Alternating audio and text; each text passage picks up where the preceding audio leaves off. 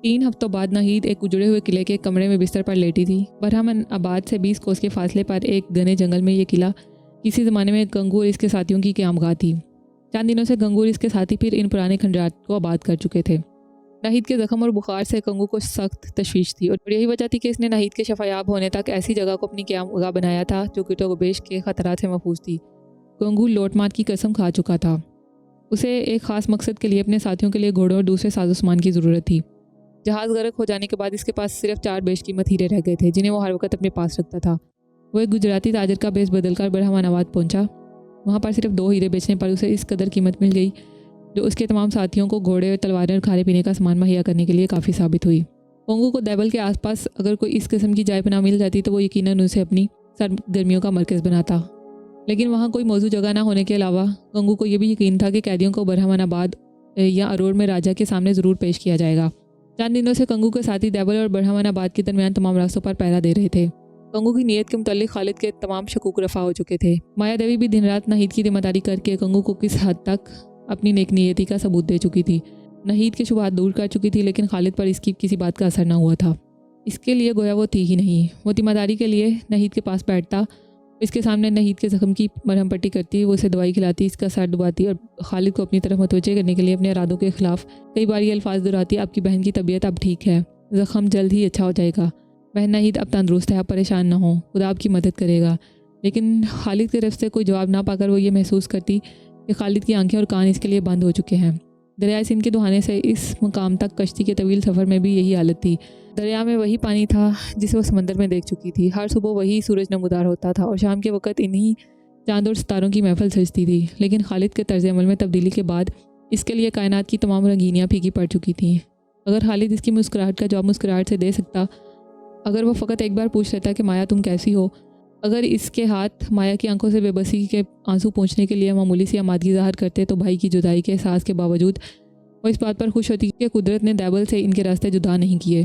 वो जहाज़ पर सफ़र के दौरान में अक्सर ये सोचा करती थी कि काश खालिद के साथ इसका सफ़र ख़त्म ना हो, काश कोई तूफ़ान जहाज़ का रुख बदल दे और वो खालिद के साथ किसी ऐसे जजीरे में पहुँच जाए जहाँ साफ़ और शफाफ पानी की नदियाँ बहती हों, आबशारें मोहब्बत के गीत गाती हों, सदाबहार दरख्त लहलहाते हों, गहरी झील में कमल खिलते हों। दैबल की बंदरगाह की पहली झलक देखने के बाद थोड़ी देर के लिए इसके सपनों की रंगीन दुनिया दरहम बरहम हुई। लेकिन कुदरत ने जब इन्हें जहाज़ की बजाय कश्ती पर सवार कर दिया तो माया देवी फिर सपनों की एक नई दुनिया आबाद करने लगी। लेकिन दैबल के हादसे ने एक जीते जागते नौजवान को एक पत्थर का मुजस्मा बना दिया था। मोहब्बत और वफा की देवी की मुल्तजी और मुतमन्नी निगाहों के जवाब में खालिद की आंखों में नफरत और हकारत के सिवा कुछ न था। इन लोगों में सिर्फ नाहिद ऐसी थी जिसे यकीन था कि दैबल के हादसे में माया देवी का कोई ताल्लुक नहीं। वो एक औरत की ज़कावत जिससे माया देवी की जहनी कशमकश का अंदाज़ा कर चुकी थी, उसे जब ये मौका मिलता वो खालिद के सामने माया की पाकीज़गी की मासूमियत और इसकी हया का जिक्र छेड़ देती। खालिद गुफ्तगू का मौजू बदलने की कोशिश करता तो वो कहती, खालिद तुम्हारा दिल बहुत सख्त है, तुम देखते नहीं इसका सुर्खो सफ़ेद चेहरा दोपहर के फूल की तरह मुरझा गया है। इसका भाई बुरा सही, लेकिन मेरा दिल गवाही देता है वह मासूम है, वो तुम्हें अपनी आखिरी पनाह ख्याल करती है, तुम उसे तसल्ली दे सकते हो। अब यहाँ तक कह चुकी है कि अगर इसका भाई वाकई इस साजिश में शरीक था तो वो इसके पास जाने से मरना बेहतर समझती है। और वो जवाब देता, मैं दोपहर के वक्त चिराग की ज़रूरत महसूस नहीं करता, मैं जो कुछ देख चुका हूँ इसके बाद इस लड़की के मुतालिक अपनी राय बदलना मेरे पास की बात नहीं। चंद दिन इस किले में रहने के बाद नाहिद चलने फिरने के काबिल हो गई, लेकिन तीर का जख्म अभी तक मुंतबिल नहीं हुआ था। खालिद कभी कभी सवारों की किसी टोली के साथ गश्त के लिए चला जाता। एक शाम मुख्तलिफ अतराफ से सिपाहियों की तमाम टोलियाँ वापस आ गई, लेकिन खालिद और इसके 4 साथी वापस न आए। नाहिद नमाज मगरिब के बाद अपनी भाई की खैरियत के लिए दुआ कर रही थी। गंगू अपने चंद साथियों को खालिद की तलाश में रवाना करके एक ऊंचे दरख्त पर चढ़कर इसकी राह देख रहा था। माया किले से बाहर निकलकर घने दरख्तों में से इधर उधर झांक रही थी। अचानक उसे दूर घोड़ों की टाप सुनाई दी और इसका दिल धड़कने लगा। वो तेजी से कदम उठाती हुई आगे बढ़ी। इसका दामन एक झाड़ी के कांटों से उलझ गया। वो कांटों को अलग कर रही थी कि झाड़ी के अकब से खालिद और दूसरे सवार नमूदार हुए। खालिद ने घोड़ा रोकते हुए पूछा, मेरी बहन कैसी है? कानों के रास्ते ये अल्फाज माया के दिल में उतर गए। वो खालिद की तरफ देखने लगी। खारदार झाड़ी की चंद शाखें जो इसने बड़ी मुश्किल से अपने दामन से जुदा की थी, इसके हाथ से छूटकर फिर इसके दामन में उलझ गई। खालिद ने फिर कहा, बताओ मेरी बहन ठीक है ना? माया ने चौंक कर जवाब दिया, वो बिल्कुल ठीक है, आपने बहुत देर लगाई। तुम यहाँ क्या कर रही हो? मैं कुछ नहीं, यह कहकर माया फिर अपने दामन को कांटों से छुड़ाने लगी, लेकिन इसकी निगाहें खालिद पर गड़ी हुई थी। खालिद घोड़े से उतरा और इसके साथी वजीदा निगाहों से एक दूसरे की तरफ देखते और मुस्कुराते हुए आगे निकल गए। खालिद शाखों को एक एक करके इसके दामन से अलग करने लगा। माया का तनफ्फुस तेज़ हो रहा था, इसकी आंखों में तशक्कुर के आंसू उमड़ने लगे। इसने अपना कामता हाथ खालिद के हाथ पर रख दिया। खालिद ने एक शाख इसके दामन से अलग करते हुए कहा, इसे पकड़ो। इसने जल्दी से शाख को पकड़ने की कोशिश की, लेकिन एक तेज़ कांटा इसकी उंगली में पस्त हो गया और शाख इसके हाथ से छूटकर फिर इसके दामन में उलझ गई। माया कांटे की तकलीफ के बावजूद मुस्कुराई। तशक्कर के आंसुओं में भीगी हुई मुस्कुराहट ने इसका चेहरा शबनम आलूद फूल से कहीं ज़्यादा दिलफरेब बना दिया। खालिद ने इसकी तरफ देखा और आंखें झुकाते हुए कहा, लाओ मैं निकाल दूँ। माया ने कुछ कहे बगैर अपना हाथ इसकी तरफ बढ़ा दिया। खालिद कांटा निकालकर फिर झाड़ी की तरफ मुतवज्जे हुआ। इसने पूछा, तुम यहाँ क्यों आई? माया ने जवाब दिया, किले में गर्मी थी और मैं ज़रा खवाखोरी के लिए निकल आई थी। लेकिन इसका दिल कह रहा था, क्या सचमुच तुम मेरे यहाँ आने की वजह नहीं समझ सके? काश मैं तमाम उम्र कांटों में उलझी रहूँ और तुम निकालते रहो। खालिद ने जवाब दिया, लेकिन इस वक्त दरख्तों के नीचे तो ज़्यादा हब्स है। माया ने परेशान सी होकर खालिद की तरफ देखा, लेकिन कुछ सोचने के बाद जवाब दिया, मैं दरिया की तरफ जा रही थी। दरिया दूसरी तरफ है। मैं भी इसी तरफ जा रही थी, लेकिन क्या? घोड़ों की टाप सुनकर इस तरफ लौट आई। आज आपने बहुत देर की। मैं बहुत परेशान थी। मैं तुम्हारी परेशानी की वजह नहीं समझ सका। अगर मैं ज़ुबैर और अपने साथियों की तरह कैद में होता तो तुम्हें बहुत इत्मीनान होता, लेकिन मैं तुम्हें यकीन दिलाता हूँ कि मैं अब भी कैद में हूँ। मैं तुम्हारे भाई की तरह अपनी बहन को छोड़कर नहीं जा सकता। माया के दिल पर एक चढ़ लगा। वो देर तक बेहिस्सो हरकत खड़ी रही। इसने खिलाफ मामूल खालिद की तरफ टिकटिकी बांधकर देखा और इसकी चमकती हुई पतलियों पर फिर एक बार पानी के धुंधले निकाब छा गए। ये निकाब उबर कर छलकते हुए आंसू में तब्दील हो गए। पलकें उन्हें ज़्यादा देर सहारा न दे सकीं। दो चमकते हुए मोती रुखसारों पर हल्की हल्की लकीरें छोड़ते हुए होंठों पर आग रुके। माया ने अपना चेहरा दुपट्टे में छुपा लिया। चलो अब देर हो रही है। खालिद की आवाज़ सुनकर माया ने चौंक कर चेहरे से हाथ हटाए। इसका दामन कांटों से अलग हो चुका था और खालिद घोड़े की बाग पकड़कर जाने के लिए तैयार खड़ा था। वो बोली, अब जाइए, मैं खुद आ जाऊंगी, लेकिन मैं आपसे आखिरी ये बात कहना चाहती हूँ कि मैं बेकसूर हूँ। अगर मेरा भाई इस साजिश में शरीक था तो भी ये इंसाफ नहीं कि इसके पाप की सज़ा मुझे मिले। खालिद ने जवाब दिया, मैं तुम्हें सज़ा नहीं देना चाहता। तुम्हें बहुत जल्द तुम्हारे भाई के पास पहुंचा दिया जाएगा। तुम्हारा भाई भी तुमसे दूर नहीं। वो यहाँ से 4 कोस दूर दरिया के किनारे एक टेले पर पड़ाव डाले हुए है। वो राजा से इनाम हासिल करने के लिए कैदियों को बरहमानाबाद ले जा रहा है। इसके साथ दाबिल का हाकिम भी है। कल तक वो बरहमानाबाद पहुंच जाएंगे। शायद आज रात ही तुम्हारे भाई के पास हमारा पैगाम पहुंच जाए, और अगर इसने कैदियों को छोड़ना मंजूर कर लिया तो तुम्हें इसके पास पहुंचा दिया जाएगा। मैं शुरू से इस बात का हामी ना था कि तुम्हें यहाँ रखा जाए। हमारा इखलाक हमें ये इजाज़त नहीं देता कि हम एक बेबस औरत पर हाथ उठाएं। तुम इत्मीनान रखो। आपको किसने बताया कि मेरा भाई कैदियों को ले जा रहा है? क्या ये मुमकिन नहीं कि पुरताब के साथ वो भी एक कैदी की हैसियत में जा रहा हो? मैं आज खुद अपनी आंखों से देख कर आया हूँ। वो एक मुश्की घोड़े पर सवार था और कैदी बैलगाड़ियों पर पाया जंजीर थे। चलो अब देर हो रही है। कंगू मेरा इंतज़ार कर रहा होगा। आप जाएं, मैं भी आती हूँ। खालिद घोड़े की बाग पकड़कर पैदल चलता हुआ किले के दरवाजे तक पहुंच गया। कंगू बाहर इसके इंतजार में खड़ा था। इसने मुस्कुराते हुए पूछा, खालिद, माया को कहाँ छोड़ा है? खालिद ने बेपरवाही से जवाब दिया, वो आ रही है। रात हो रही है, तुम इसे साथ क्यों ना ले आए? आप ले आए। वो कहती है तुम जाओ, मैं भी आती हूँ। कंगू ने मुस्कुराते हुए कहा, यह औरत भी अजीब मखलूक है। वो छुप छुप कर तुम्हारी राह देख सकती है, तुम्हारे लिए कांटों में उलझ सकती है, लेकिन तुम ज़रा इसकी तरफ माइल हुए तो वह वैशी हिरनी की तरह कतरा कर भाग गई। खालिद ने जवाब दिया, मेरे दिल में शायरी के लिए कोई जगह नहीं। अब आप बताएं हमें क्या करना चाहिए? आप दैवल के काफिले की खबर सुन चुके होंगे। हाँ, मैं सुन चुका हूँ। इनके साथ 200 मुसल्लस सिपाही हैं। हम मुट्ठी पर आदमियों के साथ इन पर हमला नहीं कर सकते। मैं जयराम को यहाँ लाने की तजवीज़ सोच चुका हूँ। देखा, इस लड़की की बातों में आकर नाहिद जयराम के मुतल्लिक अपने हालात बदल चुकी थी और आप भी मुतासिर हो रहे थे। अंगू ने मुस्कुराते हुए जवाब दिया, बेटा तुम मुझसे ज़्यादा मुतासिर थे। बहरहाल अब मुझे यकीन हो चुका है कि माया मासूम है, और इसके बावजूद आप जयराम को माया के कत्ल की धमकी देना चाहते हैं। हमारे साथियों को आज़ाद कराने की इसके अलावा और कोई सूरत नहीं। लेकिन अगर जयराम ने अपने राजा की खुशी पर अपनी बहन को कुर्बान कर दिया तो? मुझे ऐसी उम्मीद नहीं। लेकिन अगर जयराम इस कदर जलील साबित हुआ तो माया जैसी लड़की को ऐसे जालिम भाई के हाथों से बचाना हमारा फ़र्ज़ है। वो खुद भी जयराम की बजाय तुम्हारी पनाह को तरजीह देगी। चंद दिनों तक तुम्हारी बहन सफ़र के काबिल हो जाएगी और हम तुम्हें मकरान की हदूद के अंदर पहुंचा देंगे।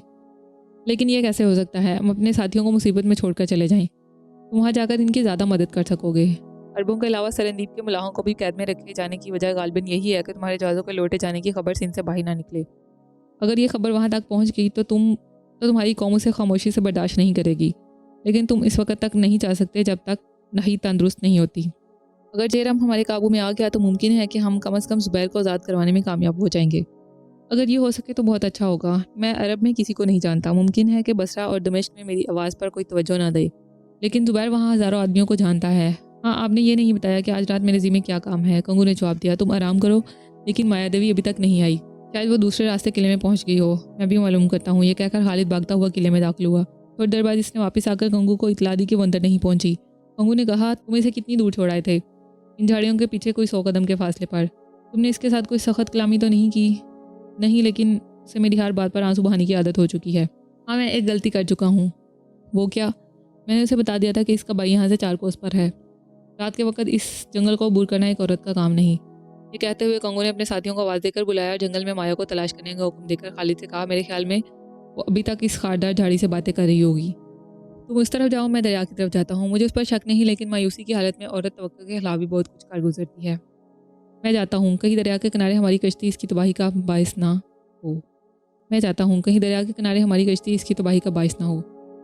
खालिद के जाने के बाद माया कुछ देर इस खारदार झाड़ी के करीब खड़ी रही। वो कांटे जो इसके दामन खींचकर खालिद के हाथों तक ले गए थे, इसके लिए महकते फूलों से कम न थे। वो इन चंद लम्हात का तसव्वुर कर रही थी जब खालिद इससे इस कदर करीब था। इसके अल्फाज इसके कानों में गूंज रहे थे।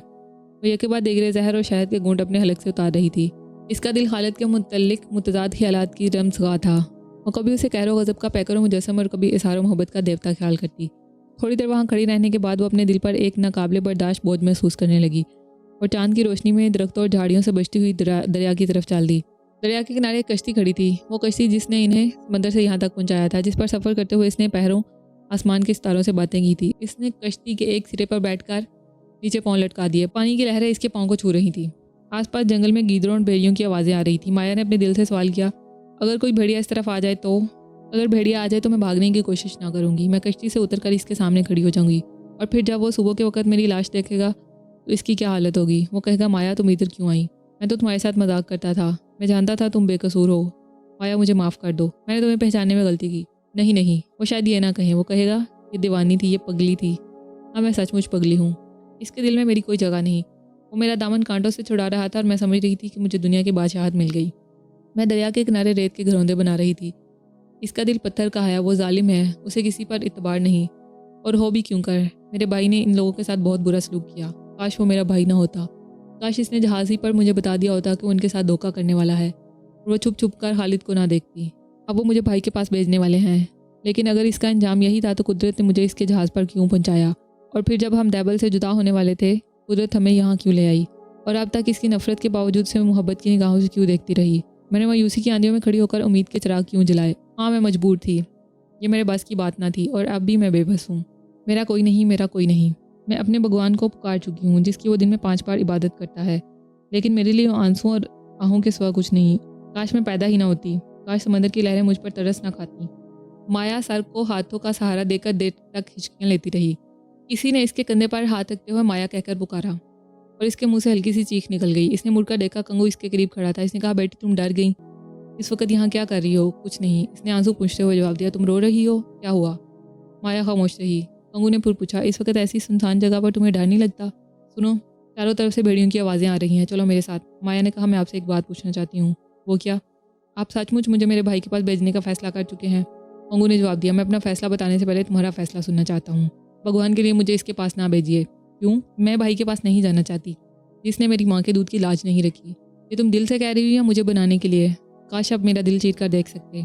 लेकिन जयराम से नफरत की वजह मैं खालिद से इसके मुतल्लिक सुन चुकी हूँ और अब मुझे इसकी दगाबाजी के मुतल्लिक कोई शुबा नहीं रहा। लेकिन क्या ये मुमकिन नहीं कि हम तुम्हें तुम्हारे भाई के हवाले करके ज़ुबैर के साथियों को आज़ाद करवा सकें? अगर जयराम एक दफ़ा धोखा दे चुका है तो वो दोबारा मौका मिलने पर भी ऐसा ही करेगा।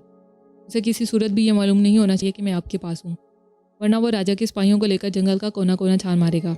नहीं अच्छी तरह चलने फिरने के काबिल नहीं हुई, आपके लिए इसकी हिफाजत बहुत मुश्किल हो जाएगी। बेटी तुम इत्मीनान रखो, जयराम को तुम्हें मेरे कब्जे में देकर सब मकारियाँ भूल जाएंगी। अगर बाद में इसकी तरफ से कोई खदशा पेश भी आया तो नाहिद के लिए मैं एक और महफूज जगह तलाश कर चुका हूँ। तो इसका ये मतलब है कि अगर इसने कैदी आपके हवाले कर दिए तो आप मुझे इसके सपोर्ट कर देंगे। बेटी वो तुम्हारा भाई है, तुम इसके पास जाने से क्यों डरती हो? मेरा दुनिया में कोई नहीं। भाई ने मुझे अपने मकसद में कुर्बान करना चाहा और मैं आपके कब्जे में आ गई। अब आप मुझे बेटी कहकर अपने मकसद के लिए फिर इसके पास भेजना चाहते हैं। अपने भाई की तरह आपका फैसला भी मेरे लिए तकदीर का हुक्म होगा। काश मेरी तकदीर मेरे हाथ में होती, काश मुझे इस दुनिया में अपना रास्ता तलाश करने का हक होता। लेकिन मेरी पसंद और नापसंद के कोई मायने नहीं। मैं इस तूफान में एक तिनका हूँ जिसे हवा का झोंका जिस तरफ चाहे उड़ा कर ले जा सकता है। मेरा होना ना होना बराबर है। ओंगू ने कुछ सोचने के बाद कहा, अगर ये मामला तुम्हारी पसंद पर छोड़ दिया जाए तो तुम क्या करोगी? माया ने कदरे उम्मीद होकर जवाब दिया, मैं आपकी कैद को आज़ादी पर तरजीह दूंगी। वो क्यों? मैं नाहिद को बीमारी की हालत में छोड़कर नहीं जाना चाहती। माया, मैं एक सवाल पूछता हूँ, सच कहो, तुम्हें खालिद से मोहब्बत है? माया ने आंखें झुका ली। इसने फिर कहा, माया मेरे सवाल का जवाब दो। वो बोली, लेकिन आप क्यों पूछते हैं? इसलिए शायद इस सवाल का जवाब पूछकर मैं तुम्हारे लिए कोई बेहतर फैसला कर सकूँ। मुझे मालूम नहीं, लेकिन मैं सिर्फ ये जानती हूँ कि मैं इनके बगैर ज़िंदा नहीं रह सकती। तुम ये भी जानती हो कि तुम्हारे मुतल्लिक इसके शक अभी तक रफ़ा नहीं हुए। इसका दिल समंदर की चट्टानों से ज़्यादा सख्त है। मैं तुम्हें बेटी कह चुका हूँ, आज से तुम्हारा सुख मेरा सुख और तुम्हारा दुख मेरा दुख होगा। मैं ये नहीं चाहता कि तुम उसे किसी दिन अपना बना लेने की उम्मीद पर सब कुछ कुर्बान कर दो। मुमकिन है उसे तमाम उम्र तुम्हारी नेक नियति का यकीन ना आए। अपने मुतालिक इसके ख्यालात बदलने के लिए तुम्हें बहुत बड़ी कुर्बानी देना पड़ेगी। मैं हर कुर्बानी के लिए तैयार हूँ, लेकिन मुझसे हमेशा की जुदाई बर्दाश्त नहीं हो सकती। तुम्हें भाई का ख्याल तो नहीं सताएगा? राजा के टुकड़े खाने के बाद वो मेरा भाई नहीं रहा। मुझे इससे कोई हमदर्दी नहीं। ओंगू ने कहा, मैं उसे एक तरीके से यहाँ लाना चाहता हूँ। इसकी सूरत देखकर तुम्हारा दिल पिसिज तो ना जाएगा? इसने अपने मोहसिनों से दगा किया है। अगर इसकी सज़ा तुम पर छोड़ दी जाए तो तुम इसके साथ क्या सलूक करोगी? वही जो एक दगाबाज, फरेबी और बुज़दिल के साथ होना चाहिए। ओंगू ने कहा, माया मुझे सोच कर जवाब दो। ये एक कड़ा इम्तिहान है। मुमकिन है मैं तुम्हारे भाई को तुम्हारे सामने खड़ा करके तुम्हारे हाथ में इंसाफ की तलवार दे दूँ। मैं सोच चुकी हूँ, मैं उसे रहम का मुस्तहिक नहीं समझती। कंगू कुछ कहना चाहता था, लेकिन झाड़ियों के पीछे से खालिद की आवाज़ आई, माया, माया तुम कहाँ हो? कंगू ने माया से कहा, तुम कश्ती में छुप जाओ और जब तक मैं ना बुलाऊं बाहर ना आना। माया ने कुछ सोचे समझे बगैर इसके हुक्म की तामील की। कंगू कश्ती से उतरकर दरिया के किनारे खड़ा हो गया। खालिद ने फिर आवाज़ दी। इसने कहा, खालिद मैं इधर हूँ। खालिद ने झाड़ियों के अकब से नमूदार होकर पूछा, माया नहीं मिली? आप यहाँ क्या कर रहे हैं? कंगू ने अपने लहजे को मगमूम बनाने की कोशिश करते हुए कहा, माया चली गई। आह बेचारी। खालिद ने बदहवास होकर पूछा, कहाँ चलेगी? क्या हुआ? खालिद तुमने बहुत बुरा किया, काश तुम इसका दिल ना तोड़ते। आखिर क्या हुआ? खुदा के लिए मुझे बताओ। अब पछताने से फ़ायदा, जो होना था सो हो चुका। काश वो तुम जैसे संगदिल इंसान से मोहब्बत ना करती। खालिद ने बेताब होकर कंगू को कंधों से पकड़कर झंझोड़ते हुए कहा, खुदा के लिए मुझे परेशान ना करो, साफ साफ कहो क्या हुआ। माया चल बसी। मैं यहाँ पहुँचा तो वो दरिया के किनारे खड़ी थी। मैंने उसे आवाज़ दी और उसने मुझे जवाब देने के बजाय दरिया में छलांग लगा दी। मैंने जल्दी जल्दी कपड़े उतारे, लेकिन इतनी दूर में उसे पानी की लहर किनारे से बहुत दूर ले गई। जब मैं पानी में कूदने लगा तो वो लहरों की आगोश में छुप गई। खालिद ने चिल्लाकर कहा, माया डूब रही थी और तुम इत्मीनान से किनारे पर खड़े कपड़े उतारते रहे।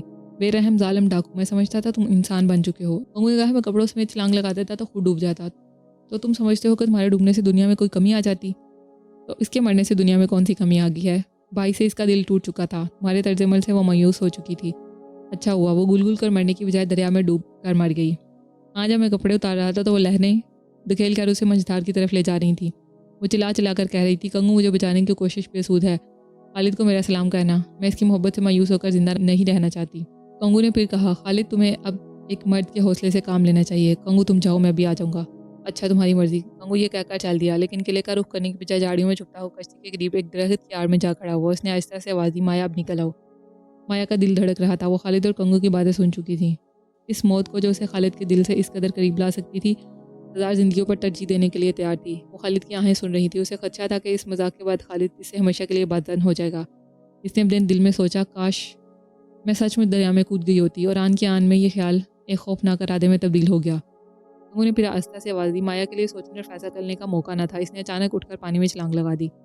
कंगू माया माया कहता हुआ भागा। खालिद बदहवास होकर अपनी जगह से उठा और दोनों बैग पकड़ दरिया में कूद पड़े। कंगू कह रहा था, खालिद पकड़ो, ये माया है। माया ठहरो, आगे पानी बहुत खतरनाक है। लेकिन वो तैरकर तेज धारे में जाने की कोशिश कर रही थी। खालिद तेजी से पानी को चीरता हुआ इसके करीब पहुंचा। माया ने गोता लगा दिया, लेकिन अच्छी खासी तैराक के लिए अपने आप को पानी के रहम करम पर छोड़ देना मुमकिन न था। इसने जल्दी ही अपना सार पानी से बाहर निकाल लिया और फिर मंझधार की तरफ जाने की कोशिश करने लगी, लेकिन खालिद ने इसका बाजू पकड़ लिया। इतने में कंगू भी पहुंच गया और दोनों माया को सहारा देकर किनारे की तरफ तैरने लगे। किनारे पर पहुंचकर कंगू ने कहा, खालिद अब मुझे इस लड़की पर कोई इतबार नहीं रहा। उसे तुम्हारी बेरुखी ने पागल बना दिया है। और फिर माया से मुखातिब होकर पूछा, माया तुमने दरिया में छलांग क्यों लगाई? इसने इत्मीनान से जवाब दिया, आपने इनके साथ ये मजाक क्यों किया था? कंगू ने खालिद से कहा, भाई मुझे माफ़ करना, मैंने तुम्हें छेड़ने के लिए माया को कश्ती में छुपा दिया था, लेकिन मुझे मालूम ना था कि ये सचमुच ऐसा कर दिखाएगी। तुम दोनों एक दूसरे से मोहब्बत करते हो और मैं खुश हूँ। खालिद ने कोई जवाब ना दिया। इसकी आंखों में सिर्फ आंसू थे, मोहब्बत, खुशी और तशक्कुर के आंसू। कंगू ने पूछा, माया के मुतालिक तुम्हारा क्या फ़ैसला है? इसने जवाब दिया, माया के मुतालिक कोई फ़ैसला करने का किसी को हक नहीं, वो अपने मुतालिक खुद फ़ैसला कर सकती है।